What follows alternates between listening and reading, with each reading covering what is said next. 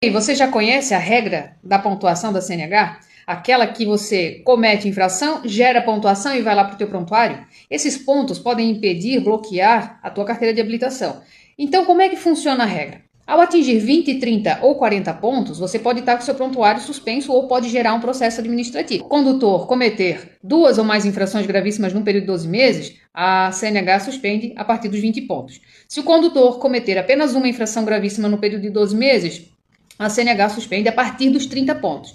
E se o condutor não cometer nenhuma infração gravíssima, apenas as leves, médias ou graves, no período de 12 meses, só vai ter a carteira suspensa ao atingir 40 pontos ou mais, ok? Quem possui o exerce atividade remunerada na observação da sua habilitação, foge da regra das infrações gravíssimas, tá? Então, mesmo tendo infrações de 7 pontos, as gravíssimas, pode levar até o limite de 39, sendo a sua CNH suspensa a partir dos 40 pontos ou mais.